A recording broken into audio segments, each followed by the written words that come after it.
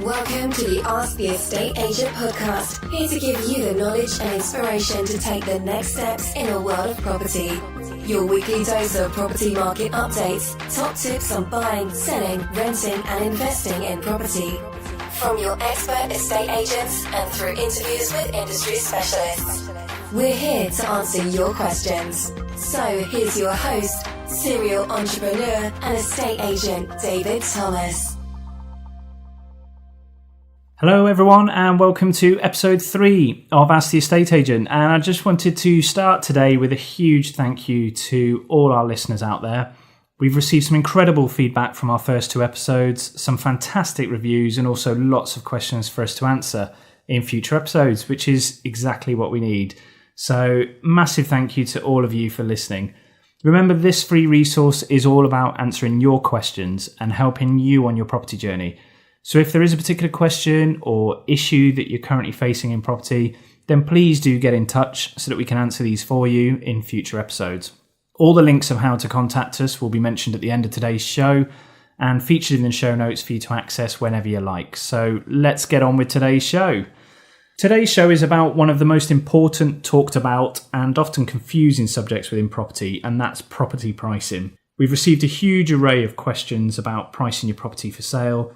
Everything from how do I accurately price my property for today's market? How can I check my estate agent's pricing? What's the problem with overpricing my property? And even are there different strategies with pricing to achieve the highest price? So in this episode, I want to cover the essential points of how an estate agent accurately values your property, and then cover the issues that come up with overpricing, some strategies, and then some key things to avoid when pricing your property for sale. So let's get started. Firstly, we can break pricing your property down into 4 key areas that you need to look at and assess. Number 1 is price history. So the very first thing to consider is the price history of your property. So as an estate agent, we won't know straight away the price that you paid and when you bought it. You'll obviously know that, so you could look at this data very quickly. We can go to the land registry. There are other databases out there as well that provide the information, but the land registry is the core database where we can see how many times the property's been sold, what the completion date was, and what the price achieved was for that sale. Now, the important thing is that's the price that was actually paid for the property, not the marketing price. So this is the data that you really need. And from that, we'll be able to sort of see when and what price you sold for. You'll also be able to see at the land registry, though, comparable properties within your neighbourhood and particularly your street. So if you have a 3-bed semi-detached property and all the houses in your street are very similar, mirror images and virtually identical, then we'll be able to see if one of those properties recently sold within a couple of months. So that gives us a good indication of the current market price achieved just from the land registry data. So price history really gives you a great starting point. Number 2 then is to look at market performance over that period since you purchased it. So let's say you bought your property 5 years ago, and in that 5 years since, the market has steadily been increasing 5% each year. That gives you a simple maths calculation to give you a good idea of where it should be now. Increasing the price you paid by 5% each year will give you a good overview price, but not necessarily accurate. It gives you a good starting point. You'll then be able to look at that against any neighbouring properties that have sold recently and see how that compares. So now you're starting to get pricing, a bit more detail as to where it should be by looking at the price history and then the market performance since you purchased. Number 3 to consider then is current market comparables. This is where we go on to what's currently on the market, searching the portals such as Rightmove, Zoopla, and looking at what people are asking as asking prices, but also looking at the sold subject to contract and under offer properties. This will give you a really good indication of what people are asking and what they're potentially achieving. Finally, looking at the comparable properties in your area, you can look to make sure that you your similar size, similar style, and what they're offering in terms of the property compared to yours. This is where you can look at, say there's another property in the street that's up for sale as well, and on the face of it, it's an identical 3-bed semi-detached. You then need to look into the marketing in a bit more detail and assess for the price that they're asking, let's say it's 200,000, what does that property have against yours? So you might look at it and suddenly realise, well, actually, I have a double garage and they don't. Or I have a conservatory and they don't. Or maybe they've had their loft converted, so they have an extra room. So all these things will impact how yours is priced in comparison to the price that they're asking. So all these little changes and add-ons or things that they have that you might not have will all impact what price you go onto the market. The fourth thing to look at then, once you've done that, is look at the market demand. So once you've thoroughly assessed the comparable properties on the market, you then need to assess the current market demand for your kind of property. And again, this can be done by looking at the portals and seeing how many properties of a similar style are on the market right now. Because if there is an oversupply, that means the demand is quite low for your kind of property at the moment. And you need to consider that, because if you're going to go on the market and there are 30 similar properties currently on the market, you're in competition. You'll find that different properties are often in demand at different times. So it's important to look at how many properties of your type are on the market and how many are showing as recently sold or under offer.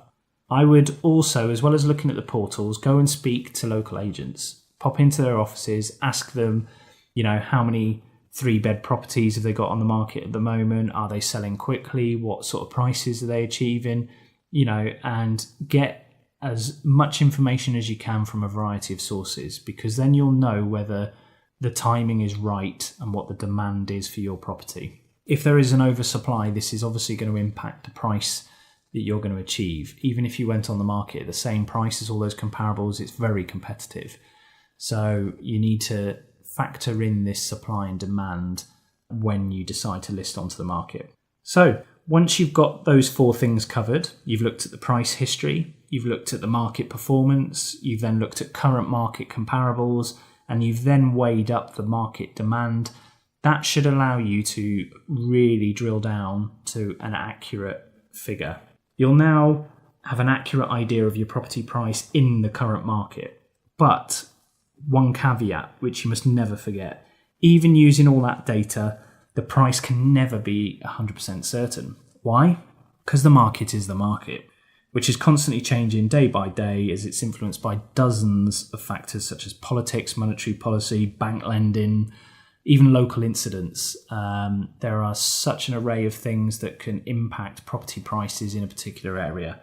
That's why it's absolutely critical to be constantly evaluating your property's performance once it's on the market, as demand and supply is changing every day, and factors that influence house prices, such as politics and interest rates, can dramatically change things very quickly. The price is ultimately what somebody's prepared to pay at any one time, but nobody wants to overpay. So be careful not to overprice your property. This leads me on to overpricing, which has cropped up a number of times with questions asked, and they're mainly asked because it was a tactic that agents used to use in the past. Some agents used to use in the past that basically to list a property they'd overvalue. They'd go in there and know that the owner of the property obviously wants to achieve the highest price possible. So when they're offered, say, 3 agents to come in and value, and somebody values it £20,000-30,000 more and says they can get it, then most people go, well, what have I got to lose? I might as well try it. Now, this is where that what have I got to lose, I'll just try it, really does backfire, because you don't necessarily know the impact of overpricing. So this is what I'll give an overview to now, so you don't get caught out by this. If the market is rising when you're looking to market your property, so say it's been increasing 5% a year for the last couple of years and it's still increasing, and the demand is good, then you can afford to aim slightly higher than what the last comparable property sold for. So let's say a property in your street, virtually identical, sold for 200,000 less than 6 months ago, and you're thinking, market's good, market's rising, let's aim a little bit higher, say 215, 210,000. That's a good tactic to have. A, because you're looking to maximize and benefit from the increase in the market. So you're not, putting it on at the same price that was achieved 6 months ago, and yet the market has increased in that time. But you're also giving yourself a little bit of room as well, should you have to negotiate. So, that 10, 15,000, you've got that room there, and you're not sort of overvaluing where you think the market is. If the market is stable or declining, then stick to what the data and the comparables is telling you.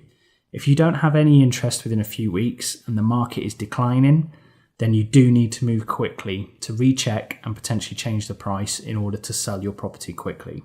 Finally, don't forget that if your buyer is using a mortgage to purchase your property, then the lender will ask a surveyor to carry out a very similar valuation process to ensure that they're lending at the correct level and value.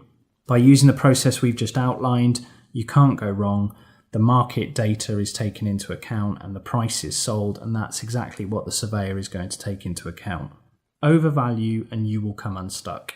Even if you get an offer at the asking price, what will happen is when the surveyor goes in and says that's not what the comparables are showing and that's not what the data is showing, this will lead to that particular buyer either renegotiating the price downwards or even for the sale to fall through because they literally can't get the finance to do the purchase.